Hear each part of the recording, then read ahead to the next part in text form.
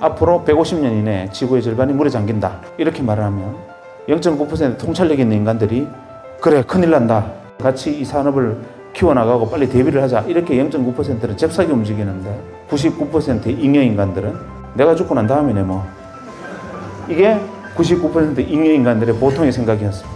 네가 하고 있는 그것이 단순한 테크닉으로 잘 나가지 않으려면 통찰을 키워주고 직관을 키워주기 위해서 네가 하고 있는 것들이 아닌 모든 것들을 알고 그물처럼 연결되어서 버드뷰로 내려다보는 큰 통찰을 남겨줄 것이다. 통습의 시대다. 옛날에는 송곳의 시대라면 이제는 통습의 시대다. 역사상 최고의 투자자 워렌 버핏, 투자계의 스티브 잡스, 레이 달리오, 심리 트레이딩의 1인자 알렉산더 엘더, 그리고 한국의 시골 의사 박형철. 서로 투자의 방법은 달라도 이분들의 공통점은 있습니다. 바로 나무가 아닌 숲을 본다는 것. 파편처럼 흩어진 수많은 정보 속에서 그 너머의 진실을 발견할 수 있는 능력, 바로 통찰력입니다. 과연 이 능력은 타고나는 것일까요? 아니면 기를 수 있는 것일까요? 한국 최고의 투자 고수 시골 의사 박형철님께 여쭤봤습니다. 지금 들어보시죠. 2000년은 획기적인 변화가 있을 해다. 왜냐하면 1000년 이전에 새로운 1000년이기도 하고 1900년 이후에 새로운 100년이기도 하고 1990년 이후에 새로운 10년의 시작이기도 하기 때문에 거대한 패러다임 시프트도 일어날 거고 산업, 문화, 모든 측면에서 정치 체제까지 다 바뀔 거다. 이번에는 큰 변혁이 온다. 문제는 어떻게 오느냐. 이거를 논점을 생각해보자. 그 현명한 친구들의 이야기를 조합해보면 이거 있습니다. 멀리 갈 것도 없고 산업혁명 이후에 한 200년간 인류 문명이 이렇게 오다가 여기서 갑자기 이렇게 발달을 했는데 인류 문명을 일으킨 큰 힘은 뭐냐면 기계다. 모두가 동의하는 이야기입니다. 기계 문명이다. 문제는 기계가 문명을 건설을 했는데 인간이 기계의 주인이 아니고 기계가 인간의 주인인 시대였다. 이게 문제였다. 이렇게 말을 합니다. 이때의 구호는 여러분들은 잘 모르시겠지만 2000년 이전에 사회의 가장 일반적인 구호는 닦고 조이고 기름치자였습니다. 무엇을? 기계를. 누가? 사람이. 거대한 공업단지 콤비나트를 만들어 놓고 인간은 곳곳에 몽키 스패너를 들고 앉아서 혹시 기계가 고장날까봐, 혹시 어디가 막힐까봐, 어디가 셀까봐 기계의 안녕을 위해서 인간이 봉사했습니다. 그 과정에 생면을 들이마시고 인간은 폐암에 걸려 쓰러지고 중금속 오염이 돼서 미나마타병, 다이따병 걸려서 자빠지지만 그래도 그때 인간의 희생은 기계 문명의 번성을 위해서 해야 될 당연한 희생이었습니다. 지금 여러분의 어머니 세대의 그때 꽃다운 청춘들은 청계천의 벌집 같은 공장에 앉아서 몸을 웅크리기도 힘든 작은 곳에서 재봉틀을 돌리면서 봉제 공장에서 일을 해야 됐고 그것을 못 견뎌서 밖에 나가서 기름을 끼얹고 분신을 해도 조국의 번영과 민족의 중흥을 위해서 나아가는 이 길에서 생긴 이탈자에 지나지 않았습니다. 기계가 주인이었고 그 기계가 만들어낸 문명이 인간을 학대하고 인간을 부리던 시대, 이게 2000년 이전이었고 이 기계 문명의 가장 큰 특징은 그런 가혹함도 있었지만 제일 큰 문제는 엔트로피를 증가시키는 거다. 이게 가장 핵심적인 거라는 겁니다. 예를 들면 자연물을 기계 문명이 가공을 해서 이런 상품을 만듭니다. 예를 들면 저 땅속에 있는 원유 한 방울을 가지고 정제를 해서 이렇게 상품을 만들면 부가가치를 갖는 상품을 만들어내면 비싸집니다. 문제는 이놈이 가진 부가가치는 여기 쓰는 것인데 어느 날 안 나오면 조금 전까지만 해도 상품이었는데 안 나오는 순간 이건 쓰레기로 불립니다. 그리고 쓰레기가 되는 순간 원래 자연물의 상태로 되돌아가지 못한다. 즉 기계 문명의 특징은 비가역적이다. 이 비가역적이고 이리버시블한 쓰레기들이 점점 쌓이고 자연물은 계속 기계 문명에 의해서 상품이 되고 쓰레기로 되고 비가역적으로 쓰레기가 축적되고 엔트로피가 증가하면 결국 이 기계 문명은 인류의 죽음으로 멸망할 수밖에 없다. 여기에 대한 자각이 2000년대 이후에 나타날 거다. 이렇게 말을 하는 겁니다. 여기에 대한 자각을 사람들이 하게 될 거다. 아니나 다를까 사람들이 이것을 자각한 일부 W들이 여러분 우리한테 핵심적인 키워드를 하나 던집니다. 뭐라고 던지느냐? 웰빙. 이게 W의 목소리인데 그걸 모릅니다. W가 웰빙 이러니까 99% 잉여인간들이 어떻게 생각하느냐면 웰빙 좋지. 고사리나물, 무나물에 밥 비벼 먹고 휘տն치도 마시고 해양 심청수 마시는 거야. 이렇게 생각하고 다운시프트로 전부 내려갑니다. 이 사람들이 말하는 웰빙은 뭐냐? 웰빙, 잘 살자는 거죠. 뭐가? 기계가 아니라 사람이 잘 사는 시대. 결국 핵심 하도는 휴먼, 사람이라는 건데 이거를 우리가 다운시프트에서 나물 뜯어먹고 뭐 배기 숙제처럼 살아가자 이런 식으로 99%는 이해를 한 거죠. 그러면서 이 사람들이 제게 다시 이렇게 얘기했어요. 웰빙, 즉 사람의 시대다. 머신의 시대가 아니다. 사람 하면 떠오르는 게 뭐냐? 한번 생각해봐라 답이 떨어진다. 이렇게 말합니다. 뭘까?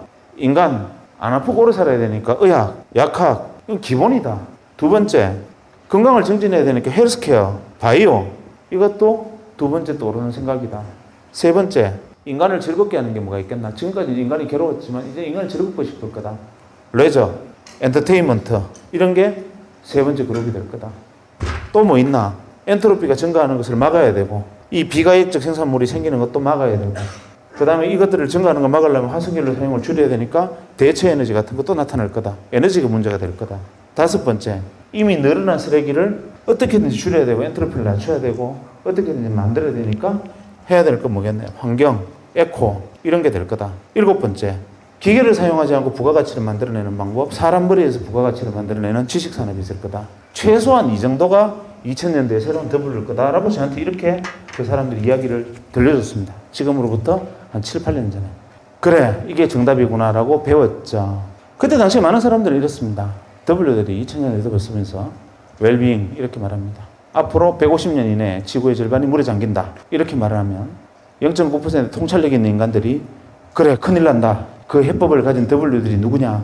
빨리 찾아내서 같이 이 산업을 키워나가고 빨리 대비를 하자. 이렇게 0.9%는 잽싸게 움직이는데 99%의 잉여인간들은 150년 이후에 지구의 절반이 물에 잠긴단 말이지. 내가 죽고 난 다음이네 뭐. 이게 99%의 잉여인간들의 보통의 생각이었습니다. 정답은 저로서는 굉장히 쉬운 선택이었습니다. 저는 의사니까 의학과 분야에 저절로 들어가 있었고 제가 잘할 수 있는 건 헬스케어 바이오 쪽이니까 그래서 그때 2001년도에 2000년 말에 생긴 작은 성취를 이 바이오 산업에 뛰어드는데 사용을 했고 그때 제가 시작한 이 유전자 진단 사업이 이제 한 6년 만에 자리를 잡아서 내년에 코스닥에 상장을 하게 될 겁니다. 이게 이제 바이오까지였고 그 다음에 대체 에너지나 뭐 에코 이 부분은 제 전공이 아니니까 그만두자. 마지막 지식산업 이거는 해볼 만하다. 이 지식산업은 주로 어떤 게 지식이 있을까? 예를 들면 여러분들 중에 서울의 광화문에 파이낸스 센터를 한번 가보세요. 기회가 있으면. 가보면 지하에 가서 그냥 그 뭐 똠양꿍 이런 거 먹으러 가지 말고 위에 가보면 입주업체 명단을 한번 보세요. 위에 보면은 뭐 스탠다드 채터드, 커스타디 보도 거기 들어와 있고 도이치뱅크 들어와 있고 김현장 법률사무소 광화문 사무소도 들어와 있고 그다음 맥킨지 컨설팅도 들어와 있고 거기 쭉 들어와 있습니다. 저는 가끔 갈 때마다 그 생각을 합니다. 현대자동차 울산 공장에 거대한 공장을 만들고 수만 명의 근로자들이 일을 하고 엄청난 화석에너지를 소모하면서 엔트로피를 증가시키는 사업들하고 화석연료를 사용합니다. 그렇게 해서 하루에 벌어들이는 돈이 잘 나가면 한 10억, 재수 없으면 못 벌 때도 있습니다. 파이낸스 센터에서 광화문 파이낸스 센터 건물 하나에서 생기는 거래되는 부가가치의 크기는 현대자동차 울산 공장에서 생기는 부가가치보다 10배는 넘습니다. 아니 어쩜 100배쯤 될지 모릅니다. 그런데 그 엄청난 부가가치를 창출하고 거래하는 파이낸스 센터의 생산시설이 뭐냐? 아무리 돌아봐도 옥상에서부터 1층까지 기계라고는 없습니다.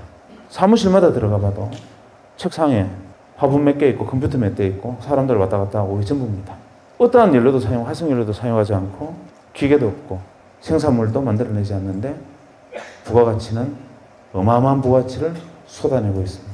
반대쪽 울산에 가면 현대중공업, 현대자동차 거대한 장치에 경기가 좋을 때는 흥청망청하다 경기 나쁘면 전부 실업자 됐다가 이런 일들이 반복되면서 지금도 거대한 생산시설을 운동하고 있지만 가치는 파이낸스 센터 하나에 들어와 있는 가치의 10분의 1도 안 됩니다.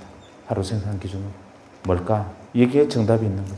기계문명의 시대에는 기계를 통해서 부가가치가 나옵니다. 인간은 어떤 인간이어야 되냐면 기계의 안녕을 위해서 또 일사불란한 기계문명의 거대한 컴비나트나 공급단지 시스템에 맞는 인간이 복무해야 됩니다. 그렇게 만들어져야 됩니다.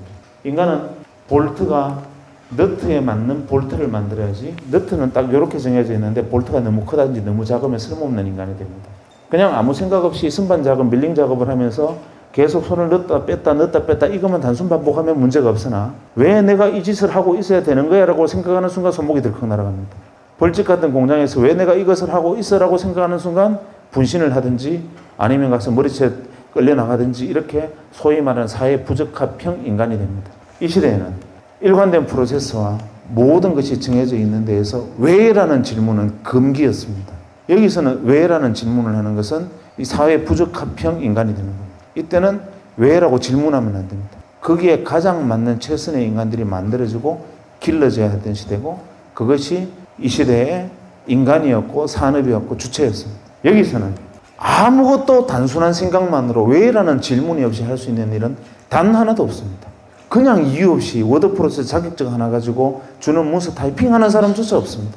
모든 것이 왜에서 출발합니다. 여기서는 why라고 말하지 않는 한 이 공간에서 한 시간도 버텨내지 못합니다.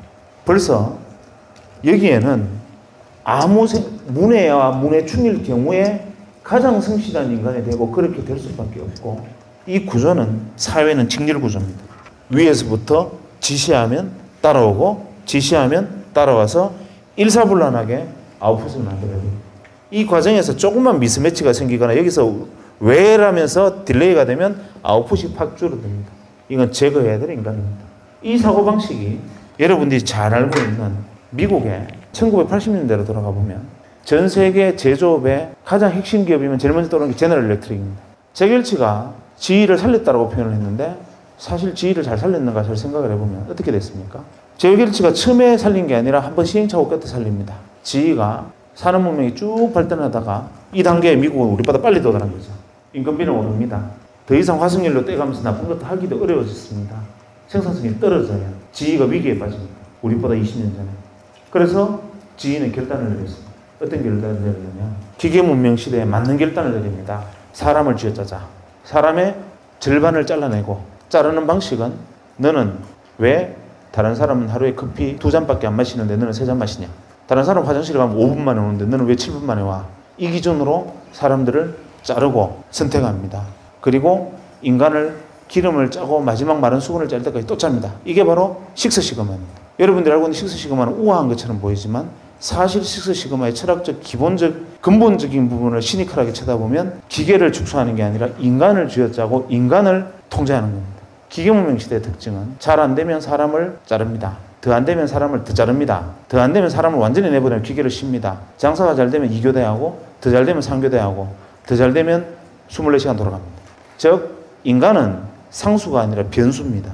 그렇게 하다가 결국은 사람을 잘라내고 하다가 더 이상 안 되니까 결국 GE가 변신을 합니다. 뭐로 변신을 합니까? 제너럴 일렉트릭이 선풍기부터 원자력 발전소까지 만드는 회사지만 세계 최대의 제조업체였던 GE가 결국 인간의 창의력에 주목을 합니다. 짜내서 되는 게 아니라 왜라고 말할 수 있고 머릿속에서 부가가치를 만들어낼 수 있는 인간을 키워내는 수밖에 없다 해서 창의력에 주목을 하면서 GE라는 기업 자체가 변신합니다. 현재 제너럴 일렉트릭이 벌어들이는 이익이 올해는 조금 떨어졌습니다만 작년까지만 해도 이익의 53%는 제조업에서 나온 게 아니라 GE의 53% 수익은 금융에서 나왔습니다. GE 캐피탈, GE 파이낸스와 같은 데서 M&A도 하고 R&D도 하고 심지어는 뭐 돈도 빌려주고, 즉 기계에서 만들어낸 부가가치가 아닌 사람의 머리에서 만들어낸 부가가치가 제너럴 일렉트릭이라는 세계 최대의 생산 기업의 속성을 바꿔버리고 제너럴 일렉트릭은 그렇게 변신함으로써 살아남는 데 성공합니다.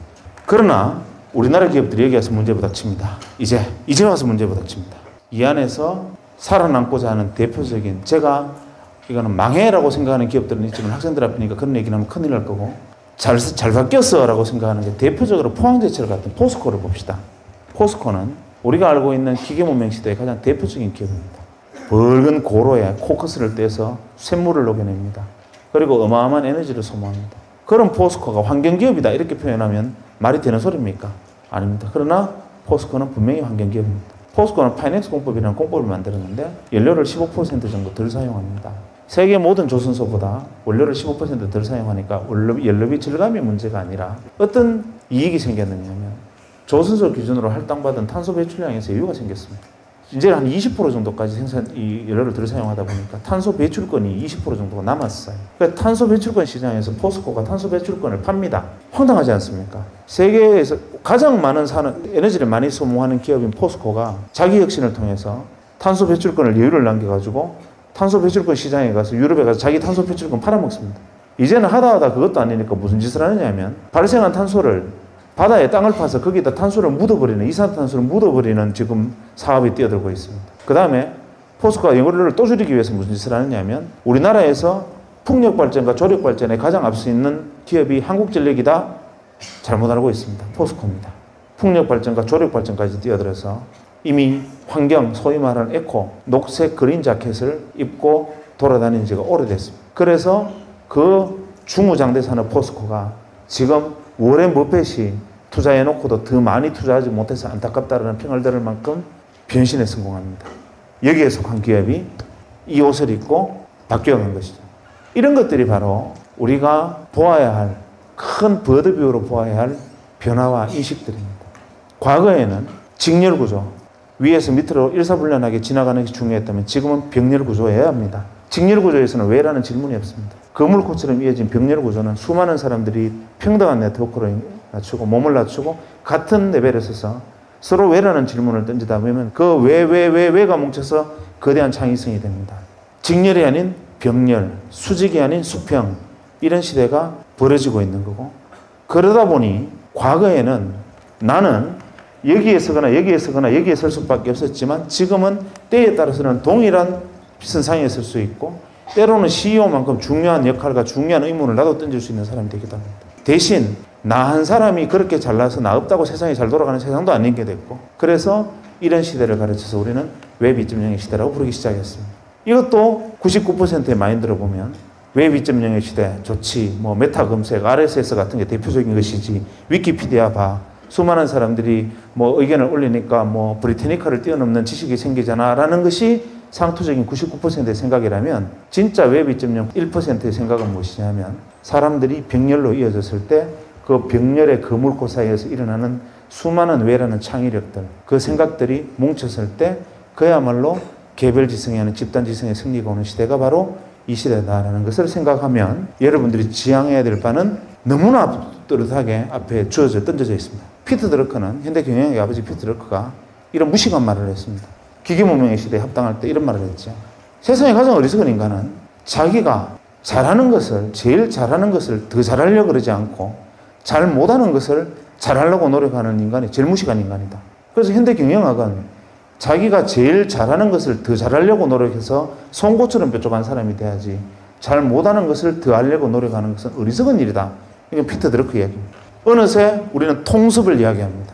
무슨 소리 하느냐? 네가 하고 있는 그것이 그냥 기술을 단순한 테크닉으로 질 나가지 않으려면 그것에 통찰을 키워주고 직관을 키워주기 위해서 네가 하고 있는 것들이 아닌 모든 것들을 알고, 그런 생각들이 거물처럼 연결되어서 네가 할 수 있는 일에 대해서 버드뷰로 내려다보는 큰 통찰을 남겨줄 것이다. 통습의 시대다. 옛날에는 송곳의 시대라면 이제는 통습의 시대다. 이렇게 말을 하고 있지 않습니까? 그러니까 여러분들은 지금 저보다 훨씬 많은 고민에 빠져 있어야 됩니다. 왜냐하면 이제 저는 40대 중반이니까 아니면 말고 그냥 뭐 유기물이면 됐대. 유기물도 좀 폼나는 유기물이니까 이제 됐잖아. 이렇게 해도 그만입니다. 하나, 이제 여러분들은 자기 생에서 내가 꿈꾸고 내가 생각했던 것을 실제로 실행해 볼 수 있는 처음 단계에 막 발을 들여놨습니다. 인간은 20대에는 무엇인가를 하기 위한 준비를 하는 단계고, 30대는 그 준비된 것을 가지고 실행하는 것이고, 40대는 실행된 것을 지키는 겁니다. 40이 넘어서 무엇인가를 실행하는 것은 불가능합니다. 그래서 공자는 40을 유혹이 없는 나이 불혹이라고 그랬습니다. 30에 실행하지 못하면 40은 존재하지 않습니다. 문제는 20에 준비되지 않으면 30에 실행되지 않습니다. 그래서 지금 여러분은 하루하루가 너무나 소중하고, 하루하루가 자기 미래 생을 결정하는, 어떻게 생각하면 정말 오늘 내가 이 자리에서 그냥 가만히 앉아 시간을 보내고 있다는 사실이 진저리가 날 정도로 현재의 모습에 대해서 자각을 해야 됩니다. 제가 이만하면 먹고 살만하지 않습니까? 직업이 의사고 뭐 나름대로 폼나는 일도 많이 하고 돈도 좀 벌었는데 뭐가 답답해서 앞으로 10년이 뭘까를 고민하고 또 사람 만나러 다녀야 되겠다 이렇게 생각을 하고 있는데, 하물며 여러분은 제가 10년 후에 어떤 W가 있겠습니까? 이제 2년 후에는 어떤 것이 주인이 되겠습니까? 라고 물으면 여기 있는 사람 중에 아무나 손 들고 나와서 내 생각은요? 라고 2시간 동안 이야기할 수 있어야 됩니다. 학생은 앞으로 2년 후에 새로운 W가 어떤 거라고 생각하나요? 라고 제가 질문을 던지면 제 생각에는 이렇고 이런 이유로 해서 내가 생각할 때는 이것이 새로운 W가 될 것 같아요. 라고 이야기할 수 있는 준비가 되어 있느냐? 라고 제가 여러분에게 물었을 때 여러분 준비되어 있습니까? 그런 준비가 돼 있어야 되고, 최소한 그 준비를 하기 위해서 치열해야 됩니다. 그러기 위해서는 자각과 자기애가 필요하고, 자기를 철저하게 치열하게 사랑해야 되고 자기를 믿어야 됩니다. 그래서 자기 안에 있는 창의성, 나를 아끼고 사랑하면 내가 가지고 있는 버려진 재능들이나 내가 가지고 있는 작은 것들이 남들이 인정해주지 않는 것 하나하나가 소중하고 그 안에서 내가 잘할 수 있는 것들을 찾아낼 수 있고 그것이 어쩌면 시대의 주인으로 나를 만들어줄지 모릅니다. 제일 중요한 것은 그래서 자기를 사랑하는 거고 그 마음으로 다른 사람을 사랑하고 그 생각들이 여러분의 미래를 만듭니다. 그래서 굉장히 요즘은 마음고생이 심합니다. 어떨 때는 밤에 잠이 안 옵니다. 왜냐하면 이걸 못 보면 불과 1년만 지나면 또 유기물이 되잖아요. 그래서 농담이 아니라 진짜로 저는 올여름부터 다시 또 사람을 만나러 다닐까 싶습니다. 그래서 또 많은 사람을 만나고 또 이야기를 듣고 귀를 기울이고 생각과 판단을 빌리고 지혜를 모아서 또 다음 세상을 정리하고 내 파일에 담아가야 되겠구나. 나는 어차피 1% 인간이 아니니까 다른 사람의 능력과 지혜를 모아서 또 그것을 빌려서 뛰어들어야겠구나 하고 고민을 하고 있습니다. 지금 우리가 생각하는 이상의 다음 10년은 또 뭔가 튀어나올 거다. 이런 것들을 준비하기 위해서 내가 경험해보지 못한 세상들을 경험해야 되고 내가 몰랐던 세상들은 계속 뛰어들어요. 두려워하지 말고. 내가 모르고 있던 것, 그 세상은 어떻게 돼? 난 그거 잘 몰라. 이러면 들어가 봐야 됩니다.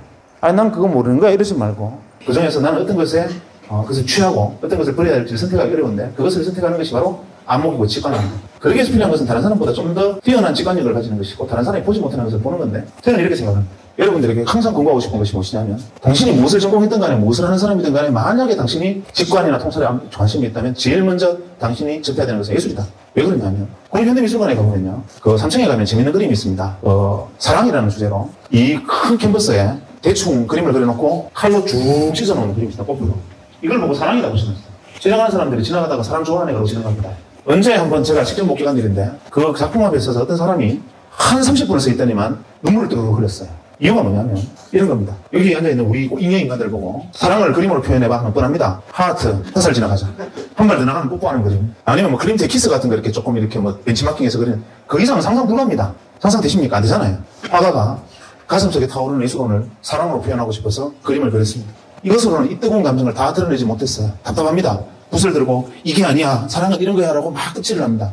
우리 눈으로 보면 황실입니다. 그래놓고 난 다음에도 화가는 자기가 가슴 속에 있는 뜨거움을 다 표현하지 못했기 때문에 칼로 캔버스를 그어버립니다. 그리고서야 그 사랑이라는 감정에서 영감에서 화가는 해방되고 작품으로 등장해서 걸어놓습니다. 하루에 10,000명이 지나가는 미술관에 9,999명이 황실이네. 이거 미친놈이 그랬구나 하고 지나가는데 한 사람은 그 앞에서 걸음을 멈추고 부르르 떨면서 그 화가가 사랑이라는 감정 속에서 느꼈던 뜨거운 영감을 교감합니다. 예를 들면 여기 있는 우리 모두가 공짜 영화를 한 편 보면 재밌게 다 봅니다. 왜냐하면 우리가 영화가 재미없다라고 말하는 것은 돈 내고 찾아갔던 데 비해서 크게 재미가 없다지. 그래도 애써 만든 영화가 그냥 볼 때마다 짜증나는 영화 드물지요. 그래서 우리 영화를 보면 재밌습니다. 이유는 이야기하지요. 음악 들려주지요. 배경 보여주지요. 시청 각오로 나는 입만 벌리고 있으면 다 떠먹여줍니다.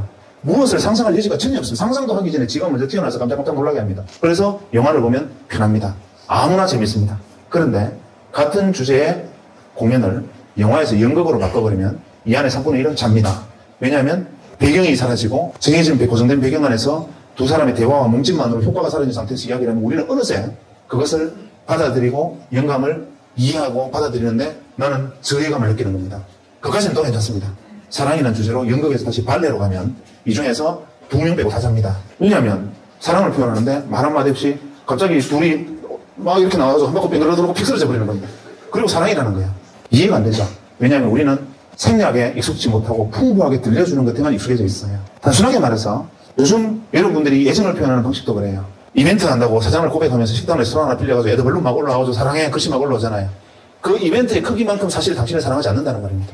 무슨 말이냐면 내가 눈빛으로, 내가 느낌으로, 내가 당신과 같이 내지는 교감으로 그 사랑의 마음을 다 보여주지 못했기 때문에 보여주지 못한 것이 안타까워서 그야말로 생쇼를 하는 겁니다. 가식을 하는 거죠. 눈빛만 보아도 이 사람이 나를 사랑하는지 사랑하지 않는지, 스치만 가도 지나가는 돌뿌리를 하나 발라차도 그냥 돌을 차고 지나가는 사람과 그 밑에 있는 개미들이 평화가 깨질 것이라고 믿는 사람들, 이렇게 생각하는 것이 다르고 영감과 다 포착이 틀리고 감각이 틀립니다. 그래서 여러분들이 살아있는 오감과 육감을 다 깨워야 되고, 지금 여러분들이 의자에 앉아있으면서 엉덩이가 의자에 눌려가지고 엉덩이가 무거운 느낌을 제 말을 들으면서 느끼지요. 왠지 갑자기 엉덩이 압박감이 오지 않습니까? 그런데 우리는 어느새 이런 것들을 잃어버리고 삽니다. 그냥 시청, 귀만 귀, 눈만 눈, 쉽게 보여주는 것들 보면서 나머지 감각도 잊어버려 사는데 온몸의 감각이 시퍼렇게 살아있어야 됩니다. 길을 걸으면서 발바닥에 전해지는 느낌. 우리가 길을 가면 생각하면서 지나가면 무슨 길을 지났는지도 내가 모르고, 지나가면 쳐다보면서 무슨 생각을 했는지 모르고, 이런 것이 아니라 오감이 생생하게 살아있고 다른 사람이 보지 못하는 것을 느끼고 생략되고 절제된 그 안에서 그것을 파악할 수 있는 눈을 가진 사람들은 결국 99개의 껍데기 중에서 진짜 한 개의 알곡을 찾아낼 수 있는 통찰을 거기서 키웁니다. 그래서 중요한 것은 무엇이냐면 오히려 예술과 문화, 사회에 관심을 가지고 철학에 집중하고 관심을 가져야 됩니다. 그런 것들이 여러분을 사유하게 하고 그것을 여러분들의 생각을 하나로 모아주고 통습하게 합니다.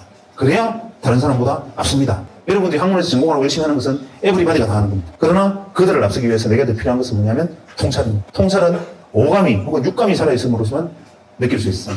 그기 위한 노력과 준비가 필요하고 그랬을 때 그것이 바로 여러분의 목이 될 겁니다. 여러분 한 사람 한 사람이 우주고 여러분의 창의성을 어떤 식으로 키워나가느냐에 따라서 여러분의 시대의 주인이 될 수도 있고 잉여인간이 될 수도 있습니다. 선택은 여러분에게 있습니다. 새 시대는 한 분야의 스페셜리스트가 아닌 통찰력 있는 제너럴리스트를 요구하고 있습니다. 도태되지 않고 시대적 흐름에 탑승하려면 전체를 통찰할 수 있는 통섭형 인간 모델이 되어야 합니다. 앞으로 전문가 포지션은 상당 부분 인공지능과 로봇이 대체할 것입니다. 그러나 의사결정만큼은 인간이 할 수밖에 없습니다. 따라서 새로운 시대가 요구하는 능력이 바로 통찰력과 통섭입니다. 투자를 잘하기 위해서 통찰력을 키우는 것이 아니라 통찰력을 키우다 보면은 자연스럽게 투자도 잘할 수 있게 되는 겁니다. 그렇다면 통찰력은 어떻게 키워야 할까요? 박형철 선생님처럼 직접 통찰을 체험하는 것이 가장 빠르게 통찰력을 키울 수 있는 방법입니다. 예술과 철학을 공부하며 통찰력 있는 사람들과의 대화를 통해 통찰을 체험하면 됩니다. 그 사람들은 어디서 만날 수 있냐고요? 서점에 가시면 인류 역사상 최고의 천재들의 통찰력을 무료로 마음껏 보실 수 있습니다. 체험을 통해 배우고 실행을 통해 갈고 닦으면 여러분은 머지않아 통찰력을 마음껏 활용하실 수 있습니다. 강연에서 계속 언급되는 W가 무엇인지 궁금하시죠? 잠시 후 추천 영상에서 궁금증을 해소할 수 있습니다. 통찰력을 키우고 실전에서 사용하는 방법에 대해서는 아주 자세하게 그리고 꾸준히 다룰 예정이니 기대해 주시고 구독과 좋아요, 알람 설정까지 해주시면 가장 빠르게 인사이트를 얻어가실 수 있습니다. 감사합니다.